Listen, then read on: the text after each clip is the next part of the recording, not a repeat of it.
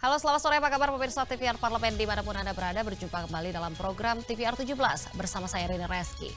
Tepat pukul 17 waktu Indonesia Barat kami akan hadirkan kepada Anda sejumlah informasi paling baru dan juga menarik seputar kinerja dan kegiatan DPR RI yang telah disajikan oleh redaksi TVR Parlemen. Dan pemirsa, inilah TVR 17 selengkapnya.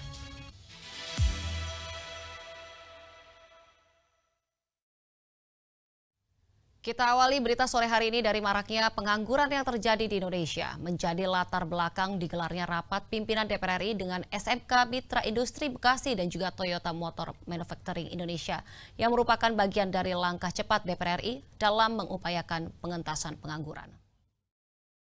Maraknya pengangguran yang terjadi di Indonesia menjadi latar belakang digelarnya rapat pimpinan DPR RI dengan SMK Mitra Industri Bekasi dan Toyota Motor Manufacturing Indonesia.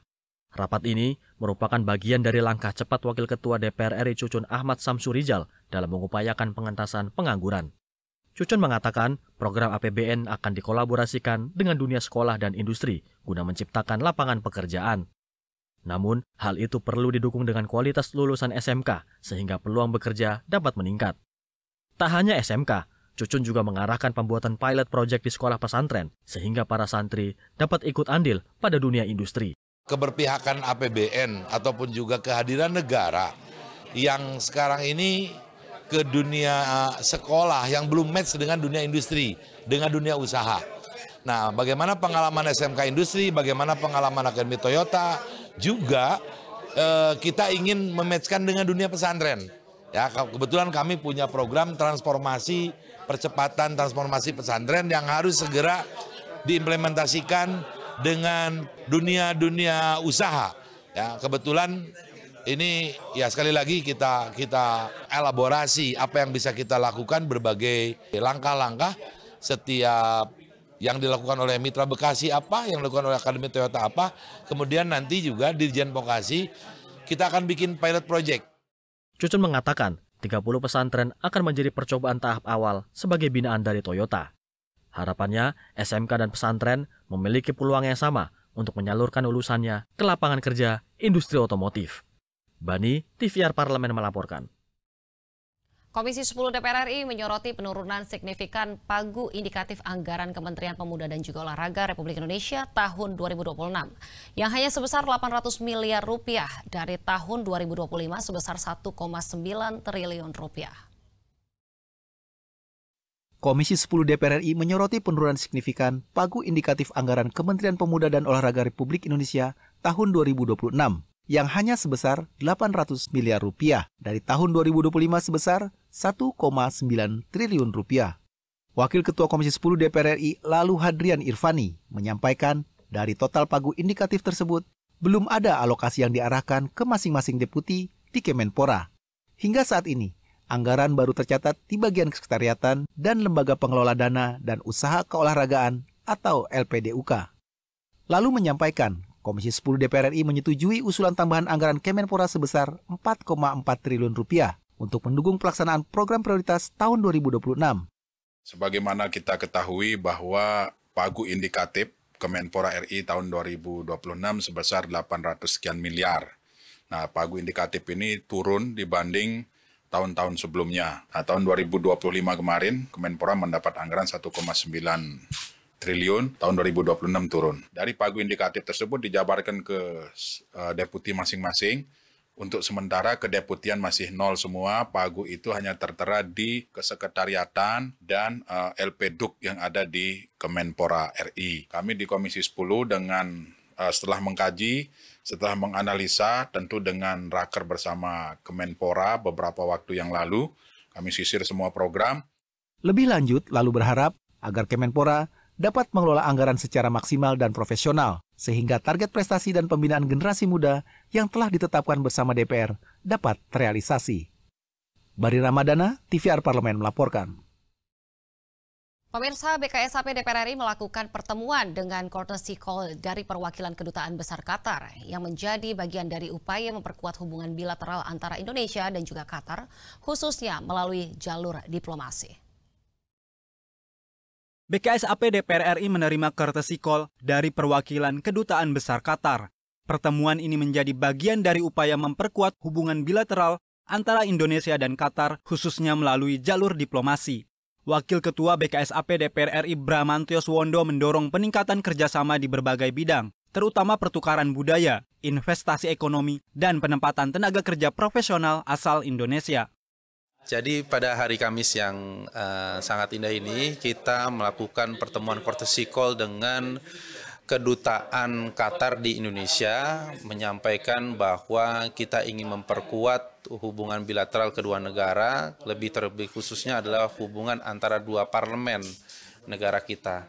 Karena di tahun depan, insya Allah kita akan merayakan 50 tahun hubungan diplomatik kita, dan ini adalah momentum yang baik untuk lebih memiliki hubungan diplomatik yang secara lebih erat, tidak hanya antara pemerintah-pemerintah, tapi parlemen to parlemen, dan juga nanti ke depannya people to people, dan masyarakat-masyarakat.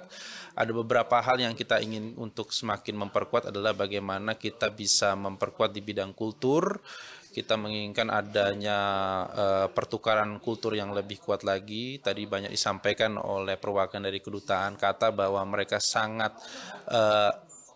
terkesima dengan Indonesia karena Indonesia memiliki kekuatan kultur yang sangat besar.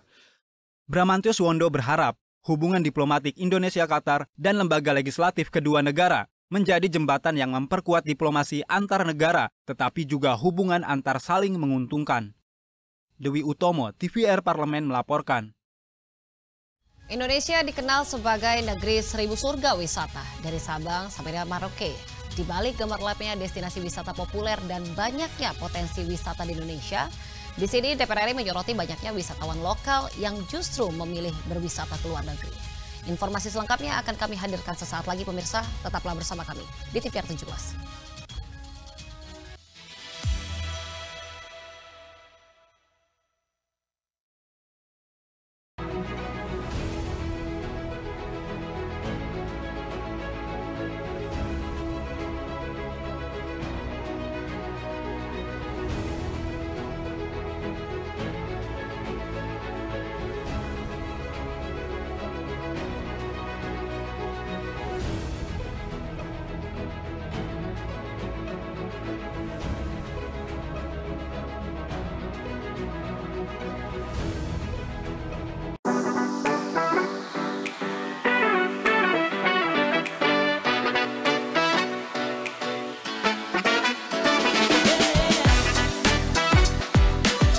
The Working Committee on International Organizations of BKSAP conducted a visit to Batam to observe the investment climate as part of the Parliament support for Indonesia's accession process to the OECD. Don't forget to watch House News only on TVR Parlemen. Hai, sekarang kamu bisa menyaksikan program-program TVR Parlemen di First Media, channel 18 ya.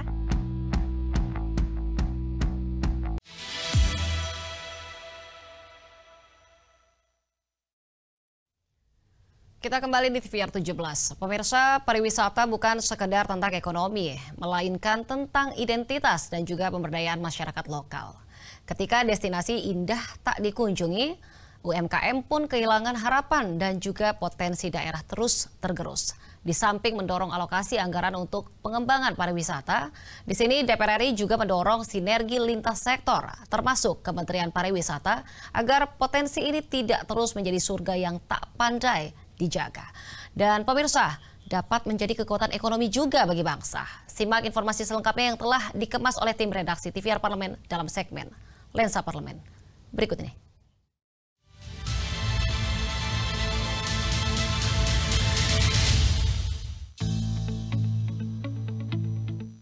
Tak hanya kaya dengan sumber daya alamnya, Indonesia juga memiliki kekayaan pariwisata yang menghipnotis jutaan pasang mata umat manusia dari seluruh pelosok bumi, mulai dari Sabang sampai Merauke, seolah menjadi daftar menu wisata yang memanjakan batin wisatawan mancanegara. Sayangnya, kekayaan itu justru tidak banyak dilirik oleh wisatawan domestik. Masyarakat Indonesia lebih senang pelesiran ke negeri seberang. Hal tersebut menjadi PR besar Kementerian Pariwisata untuk merangsang wisatawan lokal mengunjungi sudut-sudut indah negerinya sendiri. Meski pariwisata Indonesia menunjukkan pertumbuhan positif, tetapi Kementerian Pariwisata dinilai masih kewalahan dalam meningkatkan kunjungan wisatawan lokal. Anggota Komisi 7 DPR RI, Riko Menoza, menyoroti perlunya Kementerian Pariwisata untuk tidak hanya mengurus kedatangan wisatawan mancanegara, tetapi juga mengoptimalkan wisatawan Nusantara yang memiliki potensi sangat besar. Menurut Riko, banyak masyarakat Indonesia yang justru lebih memilih berwisata ke luar negeri, sementara destinasi lokal masih kekurangan pengunjung. Hal ini menunjukkan minimnya perhatian pemerintah terhadap pengembangan pariwisata dalam negeri. Saatnya Kementerian Pariwisata untuk juga memikirkan, ya, tidak hanya fokus kepada destinasi wisatawan mancanegara, tapi potensi wisatawan Nusantara ini sangat besar. Jangan orang kita secara tidak sadar sering ke luar negeri, berkunjung ke luar negeri, sementara kita kedodoran bagaimana destinasi yang dimiliki oleh lokal Indonesia ini kekurangan pengunjung. Jadi mudah-mudahan melalui kunjungan-kunjungan seperti ini mengevaluasi kita semua, ya, baik dari pemerintah pusat, kementerian maupun DPR RI juga, untuk bagaimana anggaran ini bisa difokuskan kepada pemerintah daerah yang masih banyak membutuhkan bimbingan, ya, support, baik itu anggaran dukungan untuk infrastruktur maupun sumber daya manusia dalam hal pelatihan-pelatihan kepada para pemandu wisata. Lebih lanjut, Riko mendorong alokasi anggaran lebih banyak difokuskan kepada pemerintah daerah yang membutuhkan bimbingan dan dukungan untuk pengembangan infrastruktur, serta peningkatan sumber daya manusia melalui pelatihan bagi para pemandu wisata. Hal ini penting untuk memastikan destinasi wisata Indonesia bersaing dengan wisata luar negeri, supaya banyak wisatawan domestik yang menikmati surganya sendiri.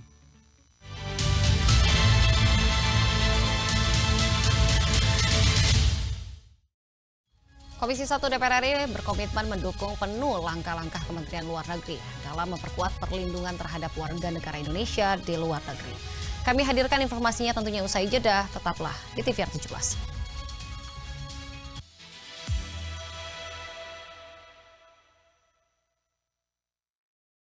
Sudah melakukan pengecekan untuk sekolah rakyat? Iya, sebenarnya kita sudah pengalaman. Sebelum dididik sekolah rakyat ini dulu, ini adalah investasi jangka panjang. Investasi jangka panjang, poinnya adalah dengan pengentasan kemiskinan melalui sektor pendidikan. Dengan 1,19 T, apakah kita memiliki kemampuan untuk itu? Pertama, kalau kita lihat anggaran di Kemensos seperti tadi disampaikan hampir 75 triliun. Nah, itu kan cukup besar sebenarnya anggaran yang diperuntukkan untuk pengentasan kemiskinan. Sejenis sekolah rakyat yang kita sebut dulu sekolah Bali Mandara di Bali itu, banyak juga orang-orang yang sudah mulai minat ke sana. Harus berkelanjutan itu udah menjadi komitmen di awal. Komitmen awal, dan itu pasti membutuhkan dana. Sekarang aja kemarin kan ada usulan lagi penambahan dana. Untuk pelaksanaan sekolah rakyat. Berarti di luar dari 1,19 T ini? Iya, jangan ini dipakai sebagai proyek. Ini adalah pengejawantahan dari apa yang idealisme Pak Prabowo untuk pengetahuan melalui pendidikan.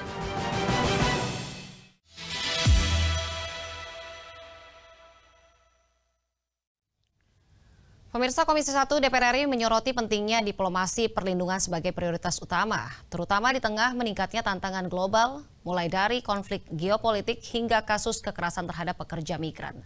Untuk selengkapnya, berikut laporan rekan kami, Nazia Sudirja dari Gedung DPR RI, Senayan, Jakarta.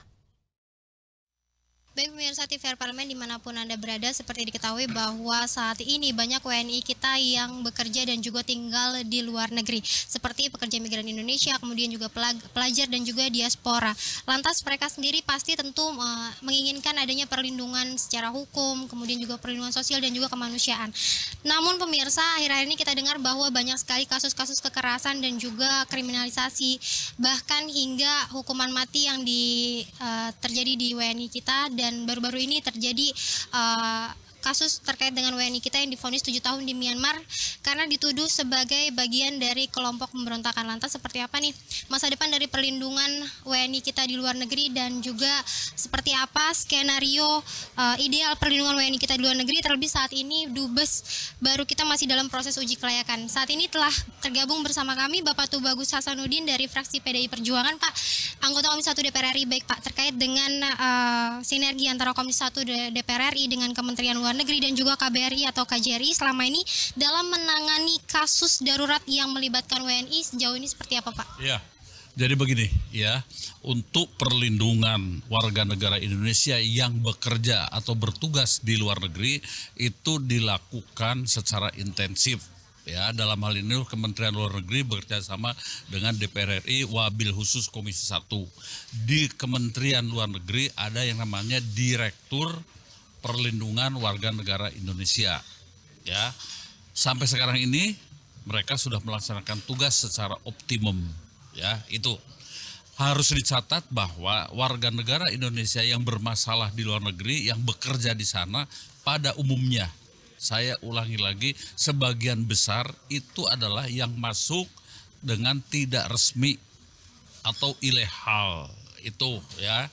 Jadi harus dicatat itu, sehingga saya berharap untuk bekerja di luar negeri silahkan bebas, tetapi ikuti prosedur yang ditentukan oleh negara kita dan ditentukan oleh negara tertuju, begitu ya. Nah, baru saya Bapak sebutkan terkait para pekerja migran kita ini yang bekerja di luar negeri kebanyakan adalah pekerja yang ilegal ya Pak. Ya. Yang tidak legal. Nah, lantas tantangan terbesar yang dihadapi dalam mendorong para dubes kita ini agar tidak hanya menjalankan fungsi diplomatik tetapi juga secara aktif hadir melindungi WNI seperti apa? Pertama itu tentu ya, sebelum berangkat warga negara Indonesia ini harus berpikir ulang ya, tempuhlah dengan cara yang legal dan itu bisa dipertanggungjawabkan, dan kalau ada masalah itu bisa dibantu secara nyata. Ya, itu yang pertama. Yang kedua, setiap datang ke negara yang bersangkutan perlu melaporkan diri kepada Kedutaan Besar Republik Indonesia, di mana posisinya, alamatnya, dan apa kegiatannya. Itu yang paling baik, seperti itu ya. Nah, mereka-mereka yang karena sesuatu hal tidak melakukan itu dan kemudian bermasalah, tetap saja pemerintah memberikan perlindungan secara optimal, tetapi perlu kerjasama yang baik. Beberapa kasus terjadi, misalnya saja di Myanmar, misalnya saja di Kamboja, dan negara-negara lainnya. Kemudian Komisi 1 terus bekerja sama dengan Kementerian Luar Negeri untuk menyelamatkan mereka dan membantu mereka secara hukum. Nah, terakhir nih Pak, bagaimana DPR RI memastikan bahwa perlindungan WNI ini bukan hanya retorika diplomatik tetapi juga menjadi kerja nyata di lapangan? Ya, perlunya media mewartakannya dan kemudian kami menyambutnya dan mengkomunikasikannya dengan kementerian terkait. Kerjasama media itulah dibutuhkan sehingga media benar-benar menjadi bagian yang tidak terpisahkan di dalam menyelesaikan masalah-masalah kebangsaan ini. Terima kasih Pak atas waktunya. Baik pemirsa, itu tadi wawancara saya dengan Bapak Tubagus Hasanuddin, anggota Komisi 1 DPR RI dari fraksi PDI Perjuangan terkait dengan perlindungan WNI kita di luar negeri. Tadi disampaikan bahwa perlindungan WNI di luar negeri ini bukan hanya tugas dari Kementerian Luar Negeri ataupun Kedutaan Besar Indonesia, ini juga melainkan tugas dari kita semua, terutama pada media kita untuk dapat menyampaikan terkait dengan apa-apa saja hal yang terjadi di luar negeri terkait dengan WNI kita, dan tentu saja kerjasama yang diharapkan terkait dengan kementerian, kemudian juga pemerintah, kedutaan besar, dan juga seluruh elemen masyarakat ini diharapkan dapat bersinergi dengan baik untuk melindungi para warga negara kita di luar negeri. Tadi juga disampaikan bahwa WNI kita yang kemudian terjerat kasus di luar negeri ini kebanyakan adalah WNI yang bekerja secara ilegal. Tadi disampaikan juga oleh Bapak Tubagus Hasanuddin bahwa sebetulnya lebih baik para WNI ini melakukan prosedur yang baik untuk melakukan pekerjaan di luar negeri agar mendapatkan perlindungan yang semestinya. Demikian yang dapat kami sampaikan pemirsa. Saya Nazia Sudirja kembali ke studio. Selanjutnya pemirsa, apa saja yang menjadi sorotan di media online nasional pada hari ini? Tentunya usai jeda, tetaplah di TVR 17.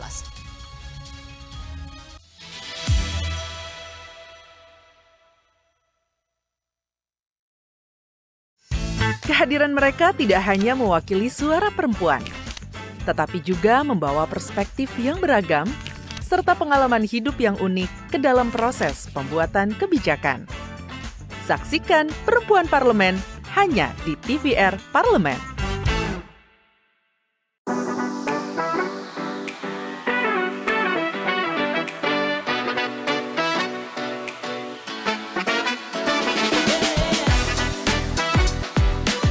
The Working Committee on International Organizations of BKSAP conducted a visit to Batam to observe the investment climate as part of the Parliament support for Indonesia's accession process to the OECD.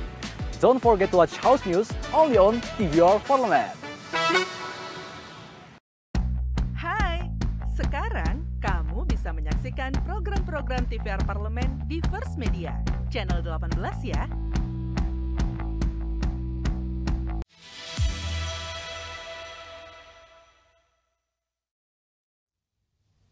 Kita kembali di TVR 17. Pemirsa, kali ini kita masuk ke segmen media online. Mari kita simak isu apa saja yang menjadi sorotan media serta tanggapan dari sejumlah anggota Dewan. Bersama rekan kami, Dadi Ramadan.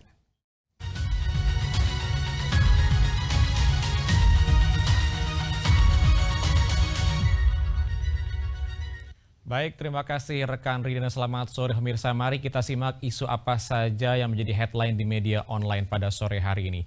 Dan berita pertama yang menjadi headline di media online yaitu tanpa tendensi ke parpol tertentu, pembahasan rancangan undang-undang BPIP perkuat kedudukan konstitusi. Anda dapat melihatnya di layar kaca Anda saat ini biasa di mana banyak sekali media online yang membahas di mana Badan Legislasi DPR RI memulai pembahasan rancangan undang-undang Badan Pembinaan Ideologi Pancasila yang sebelumnya dibentuk melalui Peraturan Presiden Nomor 7 Tahun 2018. Dan sebagaimana diketahui, peraturan presiden ini mengubah dan merevitalisasi unit kerja Presiden Pembinaan Ideologi Pancasila menjadi BPIP dengan tujuan untuk memperkuat pembinaan ideologi Pancasila. Dan terkait hal ini, Ketua Badan Legislasi DPR RI Bob Hasan mengungkapkan bahwa rancangan undang-undang BPIP digulirkan karena telah ditetapkan masuk ke dalam program legislasi nasional prioritas tahun 2025. Terdapat sejumlah perombakan esensial yang dilakukan dalam penyusunan rancangan undang-undang BPIP. Salah satunya yaitu akan dibuat garis pembeda yang jelas dengan rancangan undang-undang haluan ideologi Pancasila yang sebelumnya telah dikeluarkan dari daftar prolegnas prioritas 2021. Badan Legislasi DPR RI terus menampung aspirasi dan juga masukan dari berbagai pihak terhadap penyusunan rancangan undang-undang BPIP ini. Dan kita beralih ke isu selanjutnya menjadi headline di media online pada sore hari ini pemirsa, yaitu BKSAP hadiri AIPA Caucus ke-16 di Kamboja dalam rangka memperkuat kesolidan komunitas ASEAN. Kita lihat informasi di layar kaca di mana Badan Kerjasama Antar Parlemen DPR RI turut berpartisipasi dalam ASEAN Interparliamentary Assembly Caucus ke-16 yang diselenggarakan di Kamboja pada 15 Juli 2025 lalu. Dan acara ini dipimpin langsung oleh Ketua BKSAP DPR RI Mardani Alisera. AIPA Caucus ke-16 maksud kami dihadiri oleh 8 anggota parlemen dari negara-negara ASEAN terkecuali Filipina dan Myanmar, di mana para delegasi saling bertukar pengalaman dan juga praktik terbaik dalam diplomasi parlemen. Indonesia tidak hanya berbicara, namun juga bertindak dalam implementasi resolusi AIPA, termasuk banyak mengimplementasikan berbagai kebijakan dan langkah konkret. Melalui AIPA, kita dapat mewujudkan komitmen regional menjadi aksi nyata di tingkat nasional, sehingga dapat memperkuat dan juga mewujudkan komunitas ASEAN yang lebih solid dan juga efektif. Dan pemirsa, itu tadi headline di media online pada hari ini, yaitu tanpa tendensi ke parpol tertentu, pembahasan rancangan undang-undang BPIP perkuat kedudukan konstitusi, serta BKSAP hadiri AIPA Caucus ke-16 di Kamboja dalam rangka memperkuat kesolidan komunitas ASEAN. Sekian dari saya, Dadi Ramadan, kembali ke rekan kami, Deni Reski.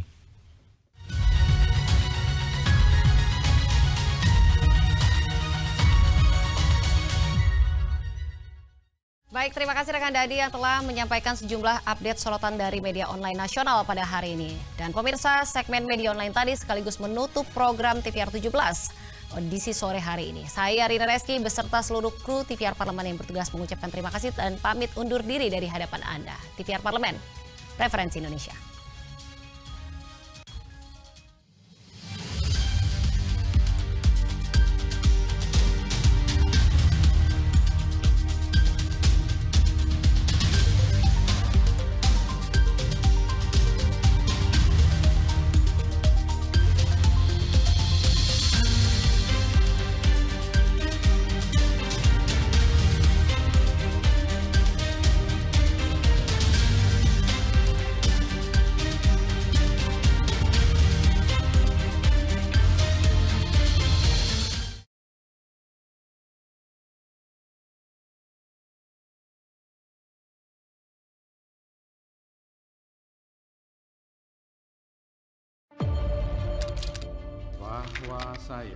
Bahwa saya demi Allah saya bersumpah dan seadil-adilnya periode keanggotaan DPR RI hingga saat ini, yaitu terdapat 126 undang-undang yang telah selesai dibahas DPR RI.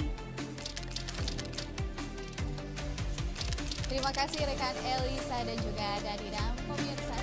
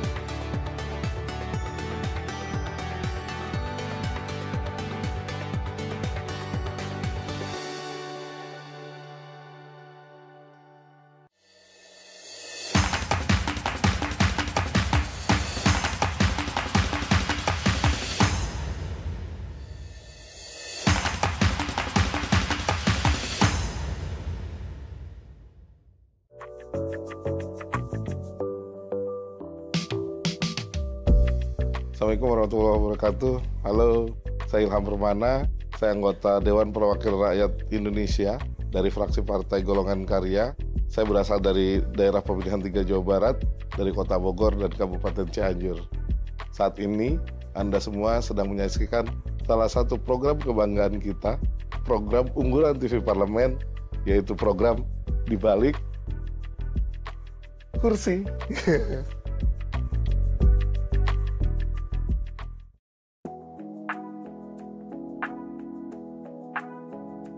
Prinsipnya saya senang organisasi ya. Saya senang bergaul, saya senang berkenalan dengan banyak orang, saya senang berinteraksi, saya senang melakukan sesuatu yang bisa mengubah kehidupan orang yang ke arah lebih baik. Jadi saya melihat satu-satunya jalan hidup saya ini, kalau saya ingin semuanya itu bisa terjadi, ya harus melalui dunia politik. Karena buat saya politik itu seni. Seni untuk kita bisa menciptakan sesuatu, seni untuk meng-create sesuatu, seni untuk bisa juga mewujudkan sesuatu. Jadi politik ini kan luas ya Pak. Tidak bisa kita artikulasikan politik itu sempit. Nah, karena berdasarkan itulah pada akhirnya saya memantapkan diri saya untuk berkarir di dunia politik praktis dan saya bergabung dengan Partai Golkar. Alhamdulillah saya di tahun 2014 saya terpilih sebagai anggota DPRD dan bisa menjabat langsung sebagai Ketua DPRD.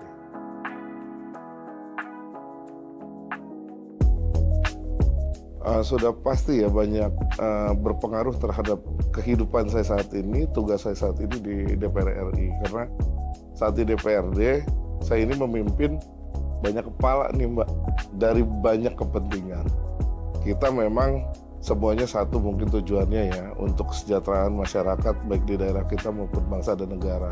Tapi untuk bisa mewujudkan semuanya itu menjadi satu visi, satu misi, ternyata tidak semudah yang kita bayangkan. Jadi perlu ada treatment khusus, ya, perlu ada perjuangan luar biasa, sehingga banyak kepentingan itu mengerucut menjadi satu kepentingan, apa? Mewujudkan masyarakat Kabupaten Bogor yang lebih makmur dan sejahtera. Saat itu ya Mbak ya. Jadi posisi saya sebagai Ketua DPRD benar-benar memberikan pengaruh dan pengalaman yang luar biasa dalam kehidupan saya saat ini sebagai anggota DPR RI. Saya sudah tidak lagi gugup untuk bicara, udah pasti, karena biasanya kita juga kan menjadi pemimpin gitu. Saya sudah terbiasa dengan memimpin sidang, ya kan? Saya sudah terbiasa dengan memimpin rapat, cuman bedanya sekarang saya nggak memimpin karena saya anggota biasa, belum menjadi pimpinan. Jadi mudah-mudahan pengalaman itu semua ya bisa menjadi modal ya, modal tersendiri buat saya agar saya bisa berkarya lebih, bisa berprestasi lebih, dan tentunya bisa menjadi satu pengabdian bagi bangsa dan negara Indonesia.